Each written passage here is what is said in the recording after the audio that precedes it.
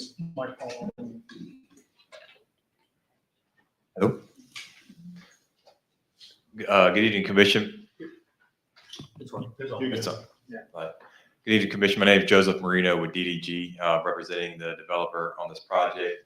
So this is called the West Village project in Harveston off of Bluebonnet. I think everybody's familiar with where Harveston is. And currently they're wanting to move forward with 30 lot development. Essentially, we've got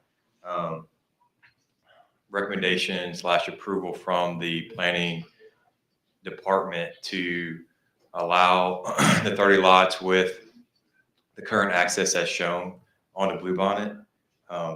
Should be a mix between some 50 foot, 60 foot, 43 foot lots, as you see here on the map, 30 foot total, 30 total, as part of this phase of what they're planning for. So representing them here and happy to answer any questions y'all may have. And if needed, developer is here to chime in if warranted.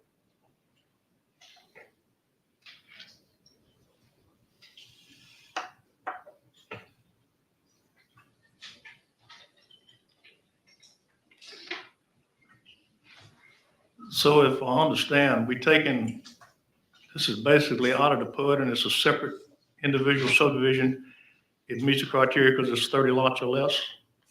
Yes, yes. So the initial phase came in with 208 lots. To move forward, we are having to revise some of the plans as it comes to the concept plan. So the 30 lots meets the requirement for the one access point. That would allow them to move forward, stay on schedule. And if there is any continuation of the project after this, that can be taken as a separate phase, but this is meant to be able to stand by itself if it needed to. So as a standalone subdivision, it complies with all Yes. city ordinances? Yes, sir. But it's part of the PUD. But it's a part of it. It's part of the PUD, but it will go into PUD later on, but this is really a standalone 30 lot subdivision, correct? Yes. So it's the first phase of the. First 200 phase, Plus. that's right, Yes. that's right. So Like a phase 1.8. all intents and purposes to go into a full, you can see the parent track, it's a larger track. So in order to basically get things off dead center, allow the developer to move forward with a few lots, they have full intentions to continue on, purchase the entire tract of land for a substantial amount of money. So all intents and purposes to move forward, but with the full build out, but based upon the required PUD revisions that are happening currently, which entail updates to a traffic study. So that traffic study updates take some time. I know the PUD representative, the developer of the PUD, Walpole, they're moving forward with that. Our client is a whole separate entity from Walpole and not in control of the PUD concept plan updates nor the traffic study. So enabling, I guess, going with this approach enables them to at least do some work on site while the PUD concept plan updates are being made. Okay, you understand staff has a whole bunch of requirements on here that y'all are gonna have to do. For instance, because additional time is needed to complete the required traffic study, the applicant amended the application.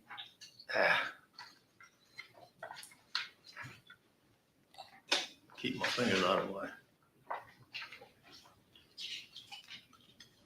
Amended the application to request to include phase 1, 30 lots only with one proposed access on Bluebonnet.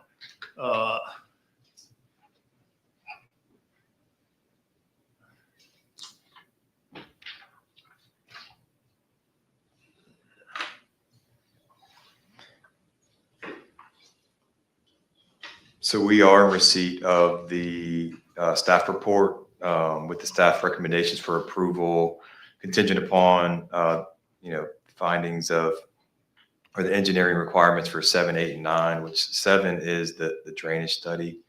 I think the biggest issue is the drainage study. Y'all agree to comply with everything that they require? Yes, sir. For that? So ultimately, the plan and the requirement is to construct the entire pond. Currently, what's shown is kind of pond adjacent to the development appears partial, but we've got emails stating that we're able to do work outside of what's shown here, specifically grading improvements. And so the intent is to do mass grading beyond what's shown here, inclusive of construction of the full pond. Is that correct? And we've got an email from Justin. Yes, so mass grading would be permitted, just no installation of utilities or structures on the site. So approval of the FDP allows construction for public and or private roads, utility installations, common space, so on and so forth. Site grading only should not be an issue outside the limits of the FDP. Can you bring up the whole PUD conceptual plan? Can you bring up the whole map? It's my understanding they're already working on that was some of the other phases that was approved by AVR. Is that correct? There's a construction permit for a roadway. Just for a roadway? Yes. Nothing else? Is the sewer pump station being built too? I think there's a sewer lift station that's under construction. Yes, yes. That's gonna tie into the harvest of wastewater. Yes, yep. Right.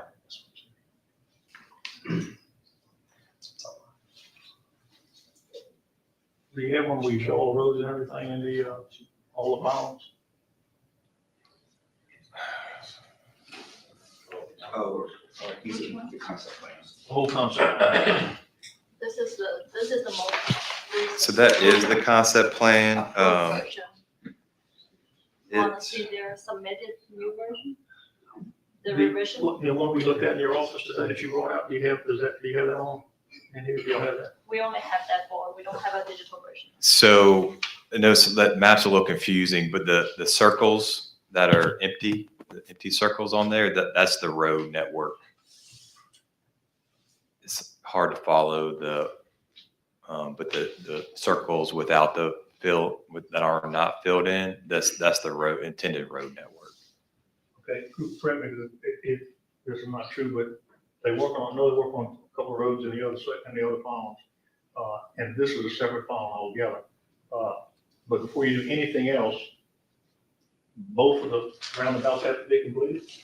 So that's what's under review right now. So what I understand is that we won't be able to expand beyond the 30 lots under a few conditions, one of which is that road needs to be finished. Second, the traffic study needs to be completed.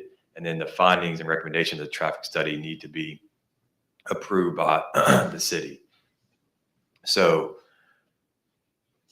it may be a roundabout, might be traffic signals. I think those things were discussed recently in a meeting last week with CSRS, who's the representative of the Walpole Companies, who's the Harveston developer, and Walpole themselves. Part of the contingencies of moving forward with the 30 lots, as we said, that entire phase would consist of 208 single-family homes. Which brought about a major change to the concept plan. In doing so, since the 30 itself would allow them to move forward with only one access point, and without having to do two access points, which the second access point is what caused the major change to the concept plan. We were okay with allowing the developer to move forward with just the 30 lots, as it wasn't a significant change and it still fit in with what is generally happening in that area. It was the second access point that then caused the problem. So by keeping it to 30 lots, they're able to move forward. But it's when getting access to that second point, or that second access point, that a traffic study was triggered that would then kind of like hold up the development until they could make sure that what revisions were being proposed to that traffic analysis were adequate for our traffic engineer to sign off on. So to answer the question, the 30 lots is kind of like I would say a placeholder to move forward for the other 208. But the two traffic circle issues are like a separate issue dealing with the PUD as a whole, and constitutes what changes they may be looking for with that major revision to the concept plan. So that is going to let us know how we would need to move forward with the project as a whole once we get that revised traffic study in. The 30 lots in this instance doesn't change the functioning of the plan overall right now, but that additional access point that was proposed would change how we would have to look at the entire PUD together. So that's what that traffic study is kind of like holding them to, is what changes are you making? How will this impact the city 1, 2, 5, 10 years from now? And then if there's any intermediate things that need to be done, what would be allowed based on the new traffic study to get them to their final goal? Thank you for that explanation. Commissioners, any questions for that? So, okay, we'll open up the public hearing at this time. If anyone wants to speak for and or against this project? I don't have any cards, though. Nobody wants to speak? None? All right. There being none, we'll close the public comment period.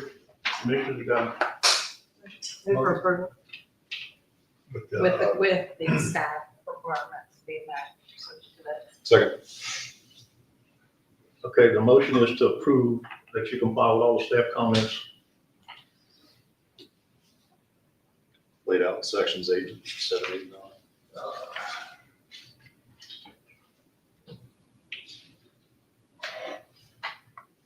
On their response letter to you and I guess to us.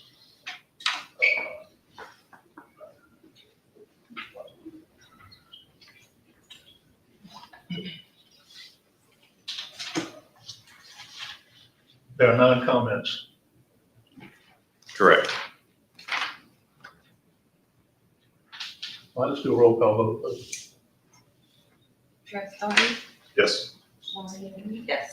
Jason McAllister, Yes. Bonnie McKay, Yes. Danny Eckler, Yes. Thank you, sir. Motion carried. Thank you, Commission.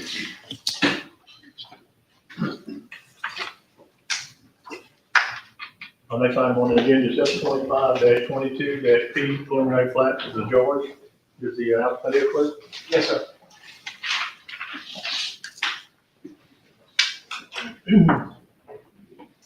Chad Stevens, MR Engineering and Surveying, 9345 Interline Avenue, Baton Rouge, Louisiana. We're here tonight for S2522P, preliminary plat for 18 single-family residential lots. I also have Mr. Michael McDowell and Mr. Warren Kleinpeter, both part of the development team. Property is currently zoned rural with a comprehensive plan designation of residential neighborhood and is in a suburban character area. The rural zoning along with that land use allows a density of 4.1 units per acre with a minimum lot size of 6,000 square feet and a minimum frontage of 50 feet. Preliminary plat before you tonight has a density of 3.9, which is under the 4.1. It has a minimum lot size of 6,325, which is greater than the 6,000, and a minimum lot frontage of 54 feet, which is greater than the 50. The average lot size is 8,000 square feet, 33% larger than the minimum, and the average lot frontage is 73 feet, which is 46% larger than the minimum.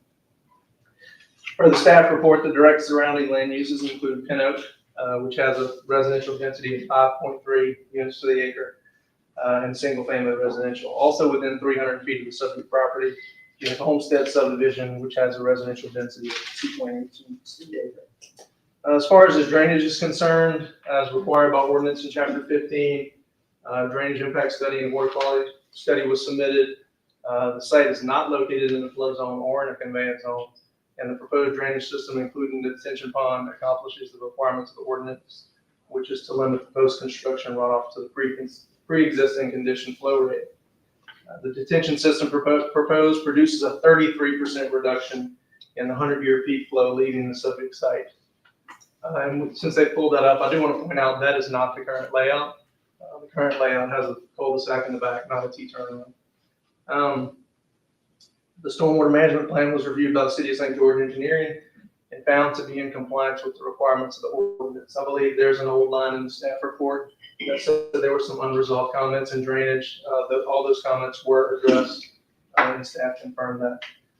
Off-site runoff from Pin Oak and the property to the east have both been accounted for in the drainage design of the detention.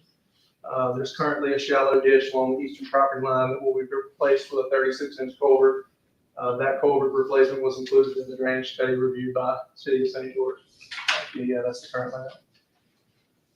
As far as traffic is concerned, for single-family residential, the PM peak is what generates the most trips. The PM peak for 18 lots generates 21 trips, which is approximately 1 trip every 3 minutes. Per the ordinance, under 40 trips requires a trip generation and a site distance study. Both of those were submitted to the City of St. George, and the site distance was adequate for the proposed entrance. Additionally, we had some discussions about Lot 18 at the time. There is a major streets plan setback on Jefferson Highway. We had always shown that as the 50 feet. The staff asked us to also widen 18 to include the future zoning setback. We did that, even though, again, that's not what the ordinance requires. It requires one or the other, but we did make that change. As far as sewer and utilities are concerned, as described in the staff report, we do have an approved sewer capacity request to connect to the existing gravity line that is in Pin Oak to the north. There is capacity for the 18 lots. Water, gas, and electric will all be underground and will be extended from Jefferson Highway. As far as the site design and architectural vision, Mr. McDowell's vision for this is to have houses that are similar to Long Farm. He would likely have a 2,000 square foot minimum with houses starting in the mid-40s. As far as outreach goes, on October the 7th, the developer and myself met with the Pin Oak HOA board to discuss the submittal concerns from Pin Oak with drainage and house value. We showed them, discussed the drainage study where we are accounting for the flow from their rear yards there that back up to us. We also discussed the architectural vision for the subdivision. Also in October, the developer reached out to the Homestead HOA multiple times, but received no response. And he's previously given his contact information to neighbors in the area across Jefferson, as he has, he's the one who's doing the event center adjacent to this development. So in summary, as described above, the proposed preliminary plat complies with the existing zoning and the land use for the subject property. The staff report indicates that all technical requirements of the UDC have been met, that adequate public facilities exist, all subdivision review criteria have been met, and it is consistent with the comprehensive plan. The preliminary plat for 18 lots complies with the ordinances of the City of St. George, is a reasonable use for the subject property. I can answer any questions.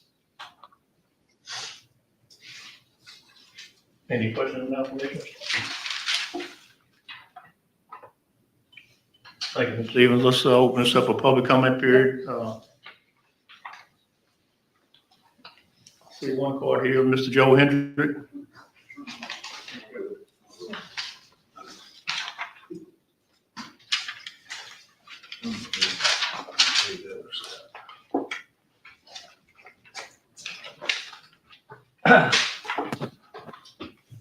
Please state your name and address, please, sir. My name is Joel Hedrick. My address is 16540 Jefferson Highway. We've owned our property here for 34 years. We've lived there on Jefferson Highway for 30 years in our home.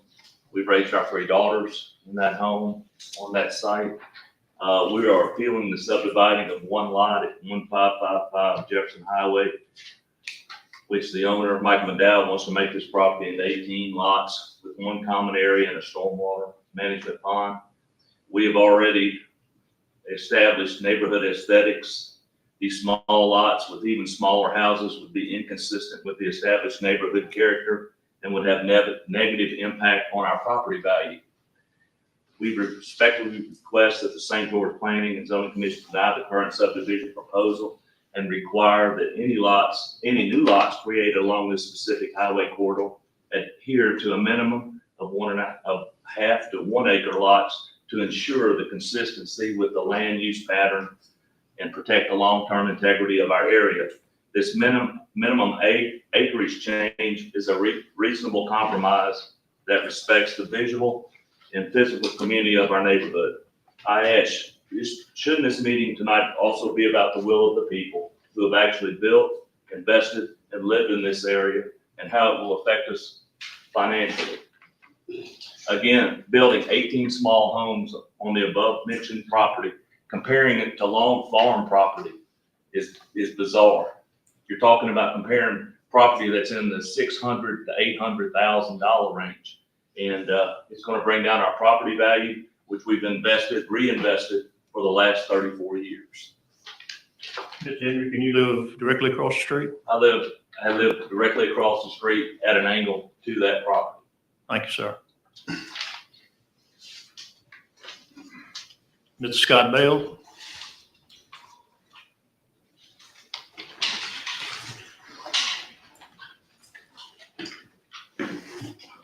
Scott Bales, 16631 Jefferson Highway. I'm just to the right of this property.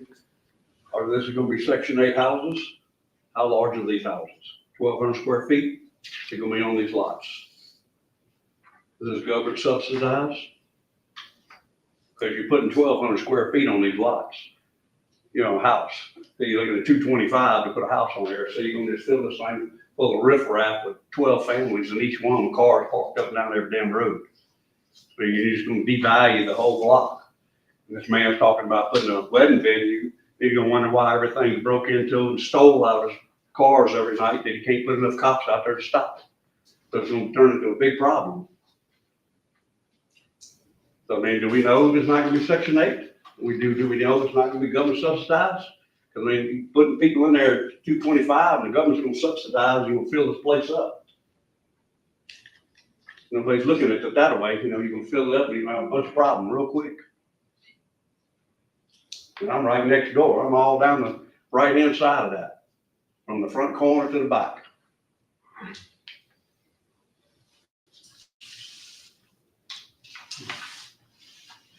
How big is your property, Mr. Bell? 5 acres. Everybody got 2 to 5 acres. You know, you're not gonna build a lawn farm on here at the $600,000 to $800,000 houses. These not $600,000 to $800,000 houses. You go 225 on here and you're gonna squeeze them. You know, Jefferson Highway's gonna be widened, so you're gonna squeeze it up even tighter on the front 2 lots. But yet we're gonna sit here and put this right in the middle of us, where we've been here, I've been there 26 years. You know, just put parking right in the middle of us. We got this down the street on the other side of Highland. We don't need any more pushed up in the middle of us. And everybody there got 2 to 5 to 12 acres. You're just gonna squeeze down 4 acres and just put a bunch of little houses on there and tell us just to deal with it. Yeah, we can deal with it, but nobody's gonna like how we deal with it.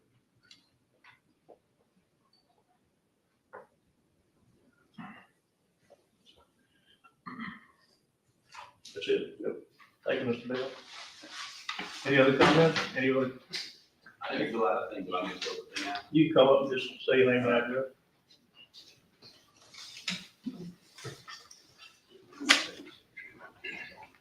I need to press it. Hello. Here we go. Yes, so to the point of my neighbors, my name is Charles Burrell, 16420 Jefferson Highway. To the first point, compatibility. This 4.62 acres or 4.6 acre tract does not support the proposed dramatic departure from what is being used. 4 houses per acre is just not compatible to what is in the area. Okay. Traffic. We don't know that there's a traffic impact analysis on this property. Being a 2-lane highway, 50 miles an hour with this type of neighborhood, we see that being a safety hazard. No turn lanes required from them, no median, no lights, and with the 50 mile an hour speed limit, that seems to be a hazard. And then lastly, the precedent. What are we setting here? What are we doing if we approve this? If we do this, what is to say that we're not gonna, you know, our neighbors start selling their properties and we start subdividing all these houses? And to us, that seems to lose the aesthetic of what we're trying to accomplish here. That's it. Thank you for your comments, Jeff. Any other comments, please? Yes, ma'am, please come up, state your name and address.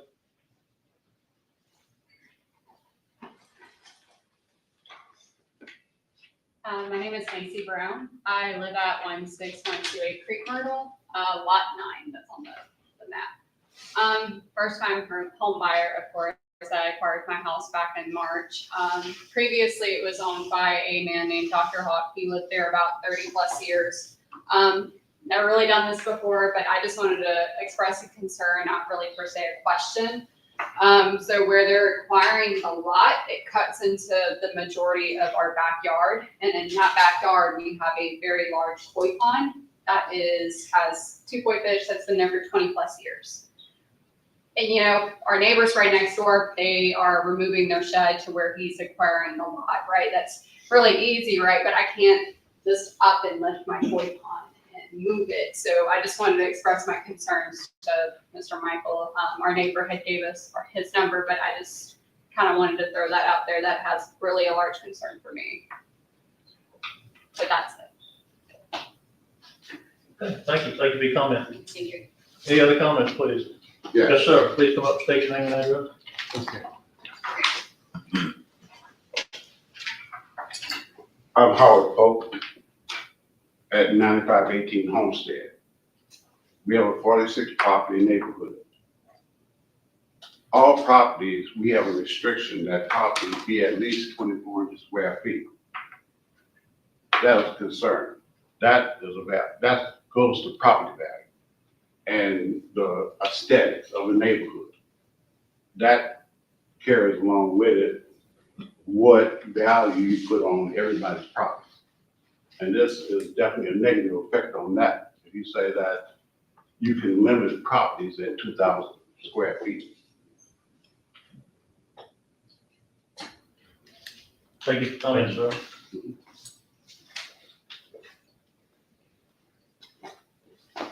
Any other comments, please? There being none, we'll close the public hearing. Commissioners, questions? Bottom? Yeah, come on up. Chad's on. Yeah. Come on. As Chad indicated, I'm Lauren Kleinpeter. I'm also part of the team. I represent the developer. With all due respect to the comments against this proposal, this proposed development meets every criteria set forth in your laws and your ordinances as certified by your planning director. And I understand people have concerns anytime there's going to be a change and they don't know what's going to go where, who's going to do what, but there is no basis for this commission to not approve this. And to fail to approve it when it meets all the requirements of your law would be arbitrary capricious on your part. You could ask Mr. Bayless if that's not correct. I would represent to you that you really don't have any option here other than to approve something that complies with the laws that have been developed by the city of St. George. Thank you for your comments, sir. Mr. Stevens, you'll come back up, please. Sure. Commissioners, questions for Mr. Stevens? Chad, does the development have a minimum that they're gonna set that they can state publicly? Yeah, as I stated at the beginning, 2,000 is likely what he's going excuse me, likely what he's going to do, and he just said back there he'll commit to 2,000. Say that again. I couldn't hear that. He said he would commit to a 2,000 square foot minimum house size. Mr. Stevens, you're taking all the drainage, or 75% of it, through the retention pond back to Jefferson Highway? No, sir. It's being split just like it is today, pre-development. So we combined the pond with Aurora Park because it's more efficient. We could have left a 15-foot strip in the middle of the two, but we took advantage of that as detention. And so we're making a 33% reduction to the east outfall, and we're making a 45% reduction to the Jefferson outfall. So the original flow from the Aurora Park property is being reduced by 45%. The original flow from this property is being reduced by 33% in the 100-year. You combining the retention for a residential subdivision with the commercial tract on Jefferson. I've been building subdivisions since 1979, and I've never seen a combined retention pond, especially with residential and commercial. We do mixed-use developments all the time that have commercial and residential and have one pond. If you're talking about misuse PUD stuff too, but this is a subdivision and a commercial development, that's total separate projects, not included in the PUD. Simply written into the restrictions, who's responsible for which portion of the maintenance. We added a note to the pond, to the plat. I think it to creates a clearly problem. identify that. I think this creates a problem down the road for a liability issues of who maintains the pond, because, It's clear on the plat. but it's still two separate pieces of property. Correct. Okay, and the staff sent some comments on lot 18 and 1 about the future expansion of Jefferson Highway, being in the move BR plan to 4-lane Jefferson Highway, and y'all didn't take that into consideration? No, we had taken that into consideration from the very beginning. The 50-foot setback has been shown on the plat since the day we submitted it. The planning commission staff asked us to also provide the zoning off of that setback. That's not what the ordinance requires. The ordinance requires one or the other. So you either do the zoning or you do the major street setback, but not both. And we did later comply. We made the lot wider. That lot is still buildable even if we wouldn't have. You changed lot 1, Lot 18, lot 18. What did you do at lot 1? Nothing? nothing because it only clips the very edge of it.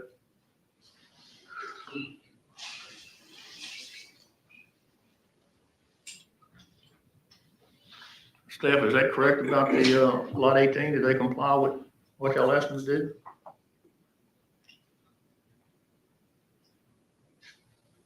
So that squeezes lot 1 smaller in the front. But it's it's at the very edge where the two right of ways meet. If I had a pointer, I could point you out, but it's kind of to the right point, the southwest corner of the lot. Okay. Or the south end, the south kind of corner, where it makes that kind of hard angle that's parallel with Jefferson Highway. So what is the usable frontage of lot 18? The usable frontage of lot 18 after the right of way taken Right. is 58 feet, I believe.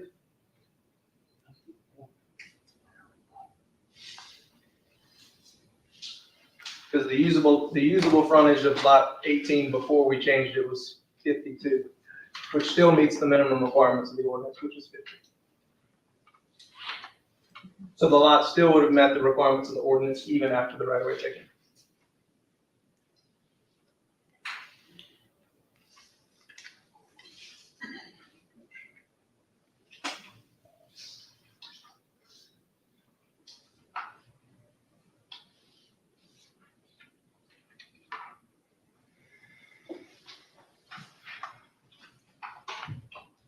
The commercial lot was approved East Baton Rouge Parish, not the city of St. George, Correct. correct? Did y'all look at the retention for the commercial lot and the residential lot together? Yes, sir. Yeah, we requested that be submitted in a previous comment letter, and Mr. Chad did provide the study, and we compared both.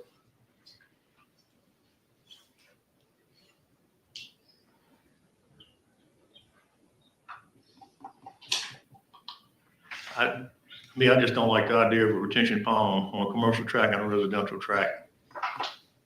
I think they should be standalone retention ponds. Commissioners, y'all got any questions for that one? Don't we have something similar to that over off of Pico at residential, and then that's gonna be, we just approved it not too long ago.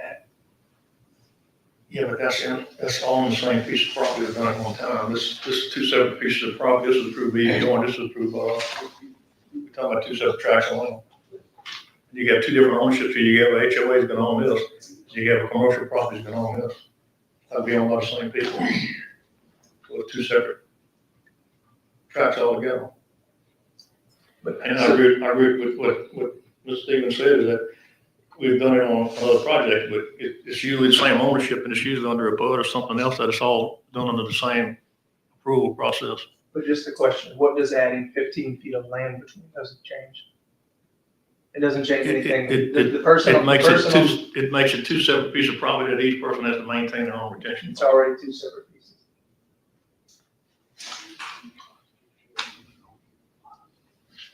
Commissioners, any questions? I wouldn't mind our council speaking to Mr. Klein Peter's comments. Well, we have certainly been through this before. There's case law, there's a lot of case law that supports what Mr. Klein Peter said. There is also case law that suggests that subdivision is a legislative decision, like it's zoning, but I would say that there's a lot more case law that says what Mr. Klein Peter says. If it meets the requirements of subdivision, it's really a technical review. That's why I advocate that we change our zoning code to require, certain size developments to have zoning review. So We're working on those things. We're under that bridge standards. We're under standards that St. George approved, but, we're in the process of creating our own master plan. These things don't happen overnight. Yeah, we work on it. It'll take at least a year to do it. But as it stands right now, we're bound by the rules that exist. There are some issues, but yes, this is the position that the city has found itself in.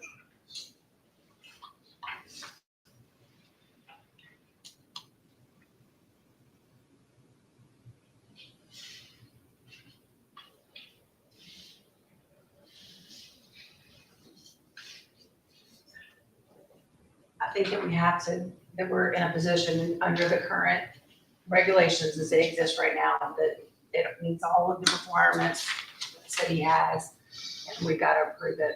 So I'll move for approval. Second. I don't love it, but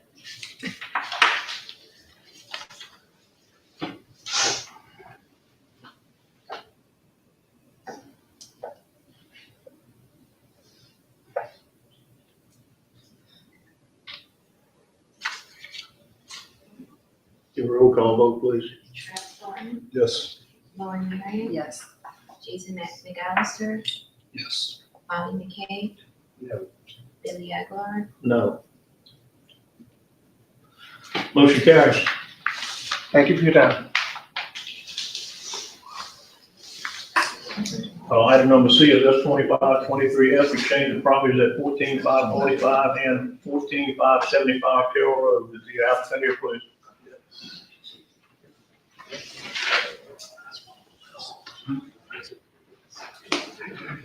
Phil Thomas at 826 Menlo, representing Brown. Just asking for exchange across, moving one property.